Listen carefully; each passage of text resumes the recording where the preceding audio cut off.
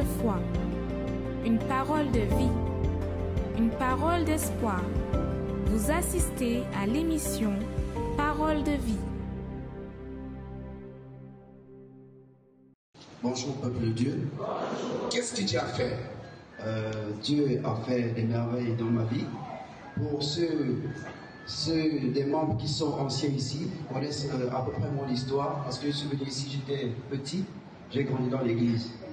Et il avait été proclamé que des enfants de maman ne devaient pas réussir dans leur vie et que maman était la plus pauvre même de sa famille.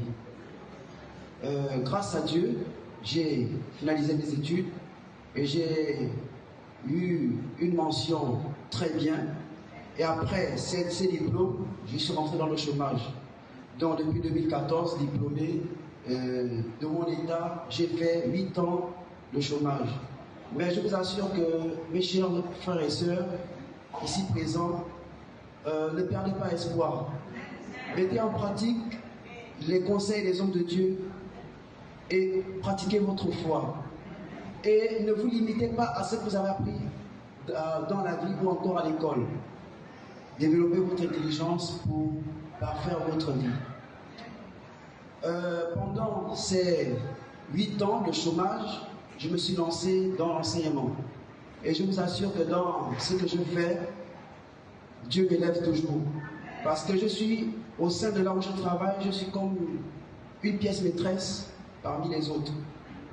Et pas plus tard que cette année aussi, j'ai été promu comme président de la commission d'organisation des manifestations à la Ligue de karaté-do et arts martiaux affinitaires dont je suis sportif. Et après cela, je brandis ici parce qu'il y a des gens qui doutent parfois. Donc ce mois de septembre, mon poste budgétaire est sorti et mon affectation également. Donc je rends grâce à Dieu et je transmets cette bénédiction à tous ceux qui sont en attente de leur vie professionnelle. Amen. Regarde. Les documents sont là. Dieu est là ou Dieu n'est pas là? Félicitations, messieurs, que Dieu vous bénisse. Que le Dieu Tout-Puissant vous bénisse à vous et à toute votre famille. Nous commençons maintenant cette émission Parole de vie. Nous commençons avec ces témoignages afin de pouvoir vous prouver qu'il y a un Dieu qui est vivant. Si vous avez bien remarqué, lorsque cet homme a parlé de son témoignage, lorsqu'il a commencé en réalité, il a reçu une parole en disant que jamais il allait être quelqu'un dans la vie. Imaginez-vous s'il laissait cette parole devenir une racine à son intérieur, ou pousser, des racines à son intérieur, au point de pouvoir détruire sa vie. Mais vous savez ce qu'il a fait? Il a mis sa confiance en Dieu. Et lorsque nous mettons notre confiance en Dieu, il n'existe pas jalousie, parole négative, sorcellerie, il n'existe aucun mal qui est capable d'empêcher la promesse de Dieu de s'accomplir dans notre vie. C'est pour cette raison que chaque dimanche, nous vivons la foi, comme vous voyez derrière moi, les personnes qui viennent à l'Église universelle du Royaume de Dieu, qui reçoivent l'imposition des mains, des personnes qui rendent témoignage, comme nous venons d'accompagner tout à l'heure, des personnes qui vont à l'hôtel de Dieu et qui remettent à Dieu son problème, ses situations, et qui viennent aussi, bien sûr, pour pouvoir remercier au Seigneur de tout ce que Dieu a fait et de tout ce que Dieu fera encore dans leur vie. Chaque dimanche, dans l'Église universelle du Royaume de Dieu, soit à 7 heures du matin ou à 10 heures du matin, nous avons la rencontre avec Dieu. Parce que vous savez, je reviens sur le témoignage de ces messieurs. S'il allait donner attention, s'il allait croire à ces paroles négatives, il ne serait pas là où il est aujourd'hui. Et s'il est là aujourd'hui, où il désirait être, où il a toujours désiré, où il a lutté, où il a dû se sacrifier, c'est grâce à sa foi. C'est grâce au pouvoir aussi du Seigneur. Chaque dimanche, à l'Église universelle du Royaume de Dieu, nous avons cette prière qui, je sais qu'elle bénira votre vie. Venez dimanche, c'est dimanche 1er octobre, c'est dimanche. La Bible parle dans le livre de Genèse, chapitre 8, verset 5. La Bible parle que le premier jour du 10e mois, les eaux du déluge ont commencé à diminuer. Noé a pu apercevoir le sommet de la montagne. Peut-être vous êtes noyé par tant de problèmes. Peut-être vous êtes noyé par les dettes, par les problèmes dans votre mariage, avec votre famille, avec le créancier. Peut-être des problèmes qui vous dites, comment je sortirai de cette situation? Et vous avez déjà tout fait, vous avez déjà tout essayé, mais vous continuez dans cette situation difficile. Le 10e mois, le premier jour du 10e mois, les eaux du déluge ont commencé à diminuer, jusqu'au point que Noé est sorti de l'arche, lui et toute sa famille. Ce dimanche sera un dimanche de prophétie pour vous et pour votre famille. Ce dimanche sera un dimanche où nous allons déterminer, comme vous voyez dans les images, lorsque vous viendrez à l'autel de Dieu, vous allez remettre au Seigneur ce qui se passe aussi dans votre vie. Et je suis sûr et certain que Dieu agira dans votre vie. De la même façon que Dieu a béni la vie de tant de personnes qui chaque jour rendent son témoignage, il bénira aussi votre vie. En parlant de dimanche, regardez dans ce cas les images de dimanche ici à l'Église universelle du Royaume de Dieu. On commence à toucher dans le sang de cette personne, que son sang soit purifié, que son sang soit purifié, que le miracle s'opère dans sa santé, que le miracle s'opère dans son sang, que le miracle s'opère dans son ventre, Seigneur. Cette femme qui était stérile, en passant ce matin sur cet autel, que la fécondité soit, la stérilité disparaît, les normes disparaissent, les chlamydia disparaissent, la douleur disparaît, l'abcès mystique disparaît. Seigneur, la masse qu'elle ressentait au niveau du bas-ventre disparaît ce matin, et que son corps soit purifié, que la fécondité soit, mon Dieu, touche son corps ce matin, oui, dans son travail, sa vie professionnelle, cette personne qui n'a jamais eu de promotion, mais elle se bat, elle fait des efforts, et malgré les efforts, elle n'a jamais été promue, elle n'a jamais eu des avantages, elle n'a jamais eu des opportunités. Mon Dieu, souviens-toi, mon Père, de cet homme, de cette femme. Mon Dieu, souviens-toi de sa détermination, de sa révolte. Elle passe ce matin par l'autel et elle crie à toi, elle clame à toi. Oui, c'est toi qu'elle invoque, parce que tu es capable de faire l'impossible, devenir possible. Alors, par rapport à ce que tu es en train de faire pour cette année, je peux dire encore que je suis béni par rapport à ma fidélité. Et c'est parce que je suis en train de gagner des projets où je suis sollicité. Même après l'église aujourd'hui, à 11h, j'ai rendez-vous avec une société qui vient d'arriver pour un projet au Gabon où je suis invité pour une réunion. À travers la fidélité, vous êtes fidèle à Dieu dans la vie. Toujours. Combien de temps vous êtes à l'Église universelle du Royaume de Dieu? La première fois que je suis arrivé à l'Église universelle, c'était le 25 décembre 2001. Donc aujourd'hui, j'ai 22 ans par là. Parce que ce que je suis aujourd'hui, 10 ans passés, 15 ans passés, je ne pouvais pas. Peut-être, bon, ceux qui vivent avec moi connaissent moi. Et Dieu a béni votre vie. Beaucoup même. Béni dans ma vie financière. Donc, lorsque je suis revenu de l'étranger, j'avais du mal à trouver un emploi. Donc, après, j'ai essayé de postuler dans une clinique de la place. J'ai été appelé, mais le contrat n'était pas ça. On m'a d'abord mis en essai pendant 6 mois. Ils ont encore renouvelé 6 mois de plus. Après, lorsqu'on voulait me signer un CDD d'abord, le CDD n'était pas convenable. On m'a encore prolongé le stage encore pour 6 mois. Et lorsque le contrat du CDI est arrivé, le salaire n'était pas ça. Donc j'ai catégoriquement refusé le CDI. 3 mois après, j'étais encore appelé dans une autre structure hospitalière. Là aussi, j'ai encore fait 6 mois. Lorsque le CDI est arrivé encore, ce n'était pas ça. Le travail était énorme, mais le salaire n'était pas favorable. Donc j'ai refusé ici. 3 mois après, j'ai été appelé dans une autre structure. Là, au moins, le salaire il est bon. 2 fois plus que ce que les autres proposaient. Donc c'est ça. Et là, Dieu a béni. Oui, il a béni.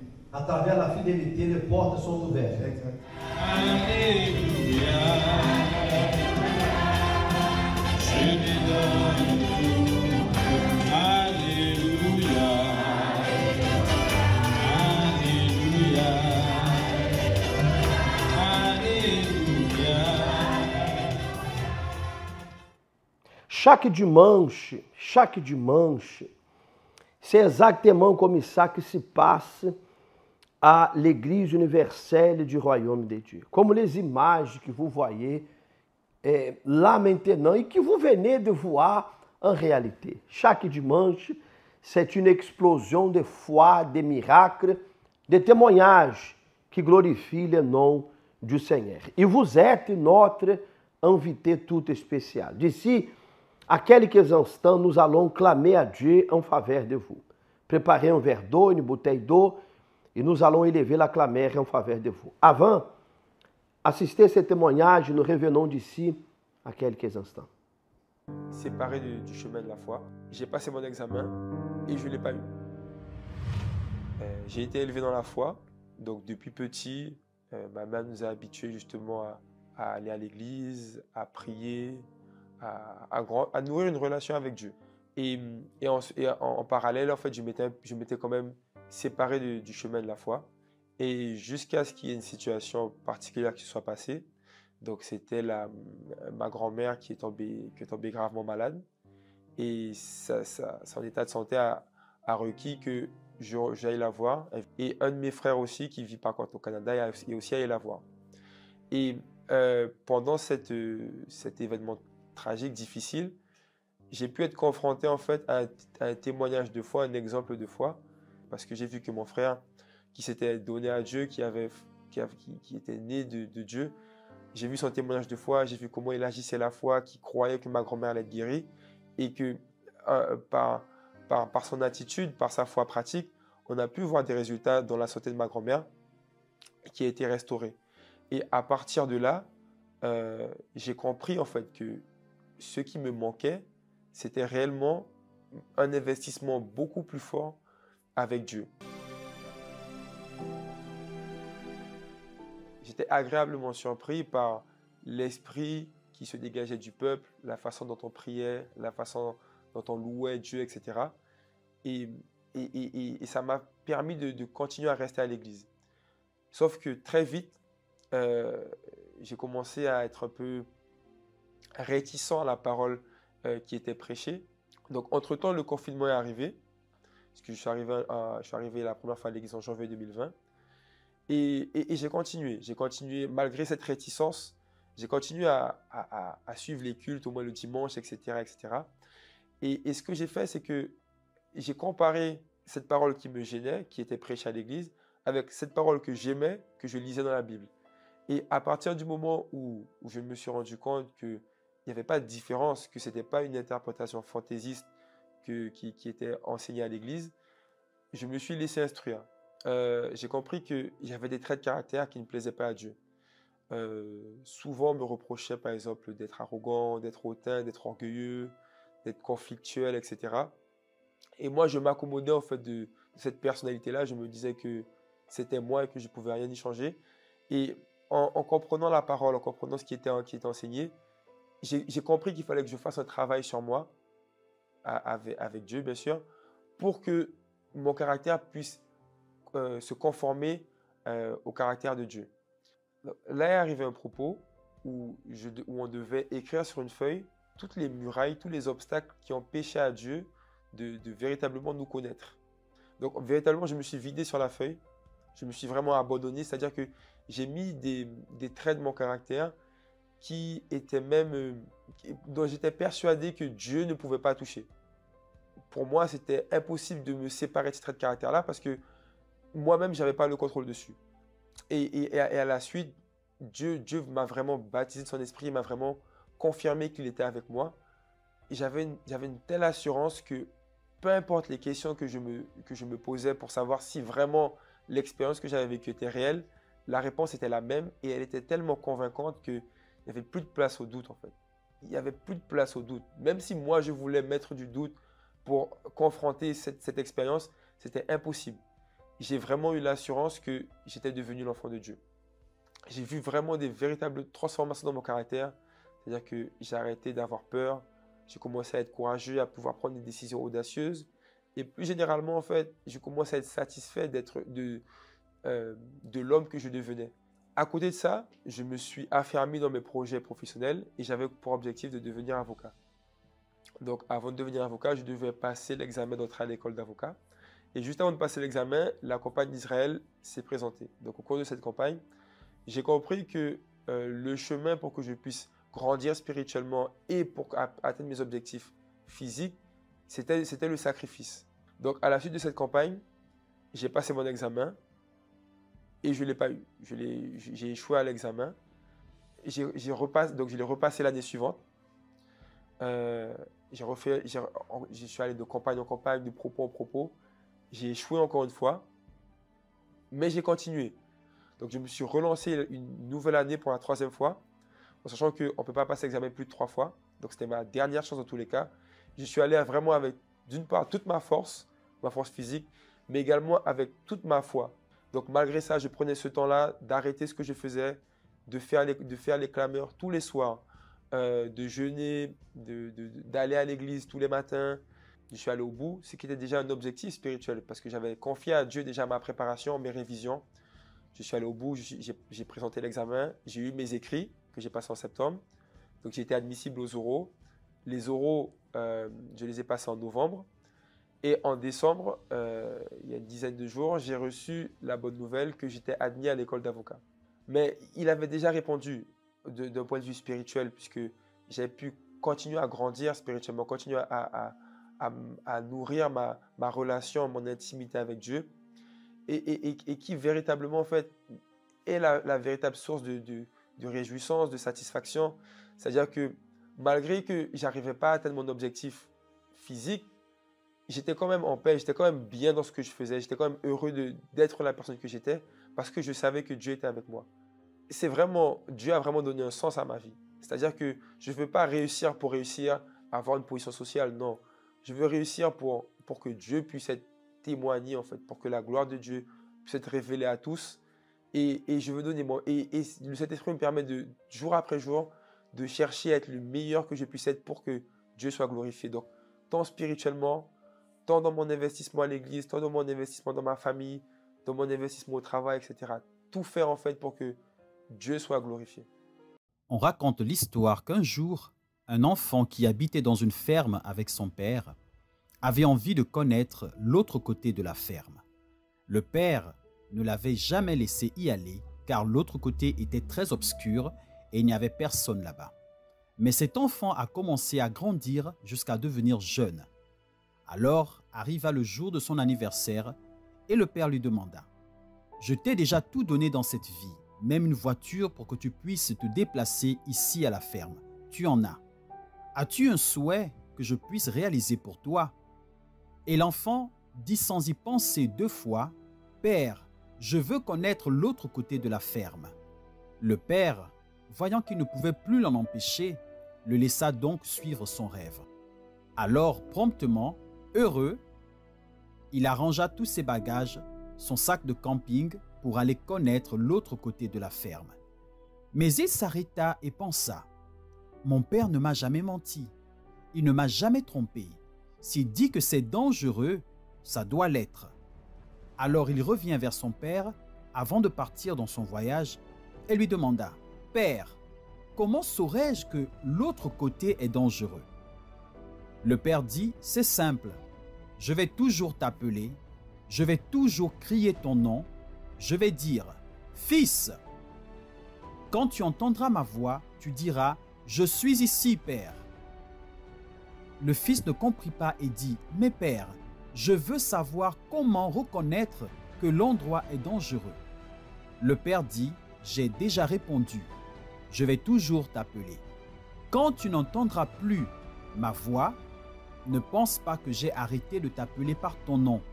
C'est toi qui seras déjà si loin que tu ne pourras plus m'entendre. » Alors la question est-ce que vous entendez encore la voix du Père?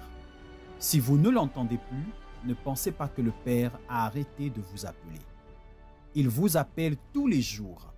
Peut-être que vous avez commis l'erreur d'aller si loin au point que vous ne pouvez plus entendre la voix du Père. Revenez, revenez en courant, car l'endroit où vous êtes est dangereux. J'ai déjà ici ma bouteille d'eau et j'aimerais vous demander aussi de préparer la vôtre ou un verre d'eau et nous allons clamer à Dieu en faveur de vous.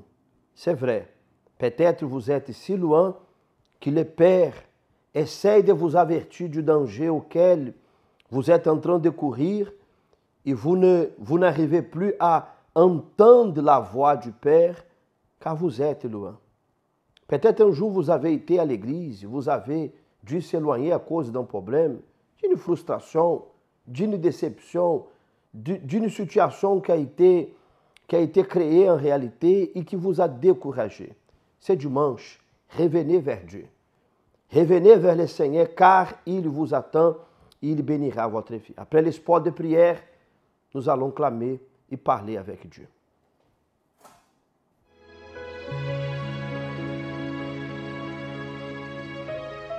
La prière est le lien qui nous unit à Dieu. À travers elle, nous nous libérons des chaînes qui nous emprisonnent, de la mort qui nous persécute, et nous trouvons la véritable raison de vivre. C'est le moment de la prière. Nous allons parler avec Dieu. Seigneur notre Dieu et notre Père, Dieu Tout-Puissant, Dieu qui nous attend de bras grands et ouverts. Et je sais qu'en cet instant, mon Dieu, tu visites cette personne qui nous accompagne, peut-être de l'hôpital, de sa maison, cette personne qui verra encore cette vidéo, soit, mon Dieu, sur nos réseaux sociaux, peu importe, Seigneur. Je sais que là où elle se trouve en ce moment, Dieu les visite, Dieu les touche, Dieu les transforme. Il y a, Seigneur, le miracle qui se produit en ce moment à l'intérieur de cette personne. Soyez libre de toutes sortes de douleurs. Soyez libre de la confusion, de la oppression, de la séparation. Soyez libre de ces cauchemars. Soyez libre de cette pensée suicidaire. Recevez la délivrance, recevez le pouvoir de Dieu en cet instant et que le Seigneur bénisse à vous et à toute votre famille. Et qu'à partir d'aujourd'hui, que l'impossible devienne possible dans votre vie, que les portes s'ouvrent pour vous et que votre vie soit transformée. Car ainsi je crois et je détermine, Seigneur. Consagre et bénis la bouteille d'eau, le verre d'eau. Et lorsque cette personne va boire un peu de cette eau, Dieu, qu'elle soit fortifiée, qu'elle soit touchée par ton esprit. Et que ce dimanche, oh Dieu, elle soit ici avec nous afin de recevoir la bénédiction pour le mois d'octobre. Au nom du Seigneur Jésus. Amém et grâce à Dieu. Buvez un peu de cette eau, s'il vous plaît. Voilà. Nous arrivons à la fin de notre émission et je sais que là où vous êtes en cet instant, Dieu, il vous a touché, Dieu, il vous a visité. Mettez encore derrière moi les images de dimanche. Nous allons terminer cette émission Parole de Vie avec ces images de dimanche tout au fond, afin de pouvoir vous montrer que lorsque nous agissons la foi, il y a toujours la condition d'avoir la transformation dans notre vie. Alors, j'aimerais bien vous demander que ce dimanche, préparez une bouteille d'eau comme ça, apportez à l'église. Nous allons faire la bénédiction. Nous allons déterminer que Dieu, il touche votre vie. Nous allons déterminer que vous et toute votre famille, vous soyez bénis. Que le Dieu Tout-Puissant vous bénisse. Au revoir.